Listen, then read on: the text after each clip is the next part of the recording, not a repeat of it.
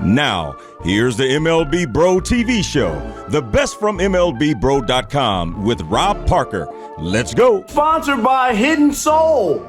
For the most exclusive kicks on the planet, go to hiddensoul.com. Welcome to the weekend. There were so many great stories on MLBBro.com this past week. In case you missed some, we'll take a look back. Let's start here. On Debatable, Mark Gray and Manny Brown hash out Major League Baseball's all-time all-black starting lineup. Center field is the position I'm going to go with, and my leadoff hitter is going to be Starling Marte. I'm going to go all-time, and I'm going to have to rock. And this was really tough. Ricky Henderson. Go with Ricky Henderson leading off in center field for me. Coming up in my two-hole, he was the captain of the Yankees for 20 years.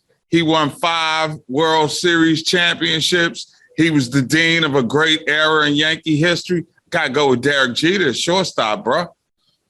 I feel it. I can't knock it. You know what I mean? That's an obvious pick. So, yeah, good salute to you. My 3-hole hitter and position will be good one. I'm going to go with a couple names. You know what? You welcomed me in as Man Ram. I'm gonna salute Man Ram, man. Left field, Manny Ramirez batting third. All right, I have no problem with that. Prolific, run-producing team. We're building a lineup for the ages. Yes, it's gonna be sick. In the cleanup spot, I got to roll with Eddie Murray, man. People forget about how great he was from both sides of the plate. What was it? 538 home runs. He hit from both sides of the plate a home run in 11 games all time. Hey, Eddie's that dude. He gets the spot at first base for me. A bro you need to know, the multi-talented Hall of Famer, Dave Winfield. Winfield might be one of the greatest team sport athletes ever. He was drafted by Major League Baseball, by the NFL, by the NBA, and the old ABA. Winfield made the right choice picking Major League Baseball. He had a long, prosperous career. He broke in with the San Diego Padres in 1973. He went on to be a 12-time All-Star. He won a Gold Glove 7 times. He was a Silver Slugger winner 6 times. He had over 3,000 hits in his career, a lifetime 283 batting average, and he had 465 home runs.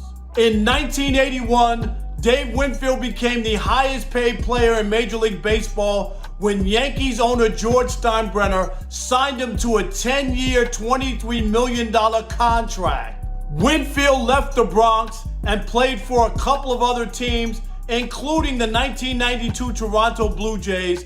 It was there that Winfield won his first and only World Series championship. In 2001, Dave Winfield was inducted into the Baseball Hall of Fame in Cooperstown, New York. The Padres also placed him in their Hall of Fame, and they retired Dave Winfield's number 31. That's why Dave Winfield is a bro you need to know. On the pushback, Mark Gray highlights the importance of Lorenzo Cain to the Milwaukee Brewers. The Milwaukee Brewers are flying under the radar, but lead the National League Central Division with about 3 weeks left in the season. And with a world champion MLB Bro returning to the middle of the lineup, things are looking pretty sweet as Lorenzo Cain rounds into form. I'm Mark Gray with this week's pushback on the Milwaukee Brewers and the return of the Cain for MLBBro.com. Lorenzo Cain opted out of the pandemic-shortened 60-game 2020 season, and this year staying healthy has been his biggest challenge. But recently, Cain seemed to have dipped black to the future and found the stroke that helped lead the Kansas City Royals from 2011 to 2017. When he has played, Cain has begun to make a difference offensively for a team that's gotten little production in general from the center field spot. He recently went through a 35-game stretch where he hit .293, going 34 for 116 with 5 home runs and 24 RBI. Malik Wright caught up with Chicago White Sox all-star shortstop Tim Anderson. All right, so tell the people you played basketball through your high school career, switched to baseball. Talk about your hoop game. Who was your favorite player growing up? Yeah, I was all right. I wasn't nothing too crazy. I probably averaged like 11, 12 points a game. More so the floor general. But yeah, I was a big LeBron James fan. I like the way he plays his game. I just like him as a person, on and off the field as well. That's what he do for the community. But yeah, he definitely inspired me. But I got drafted out of junior college after my second year, and I just been learning the game.